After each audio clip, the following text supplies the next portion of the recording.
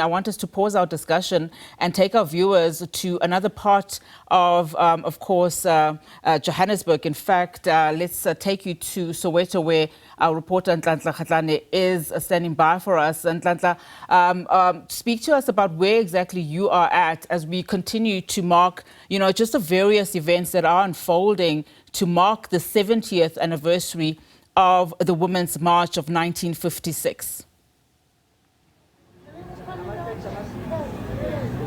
Yes, well, indeed, coming to you right here from Protea South in Soweto, where the IFP will also register its name as a political party in terms of commemorating the 70th, Women's Day. On this day, 70 years ago, women, in their thousands, marching peacefully to mark, or rather register their name in the history book when they stood against the brutal system of apartheid. Fearless, we saw visuals of them, just marching to the Union Building in their thousand. At that time, that had not been seen, where a woman, black woman would march into, the doorstep of apartheid regime.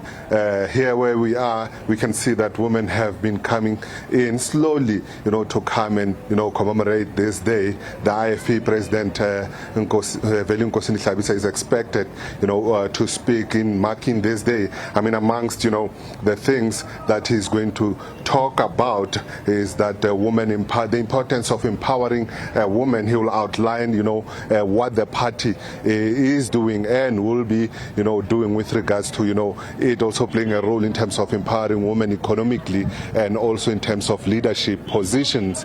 We expect him to speak or give an address around 11 or from 11 o'clock. But what I can tell you now, since our arrival here, we can see that there's a lot of interest.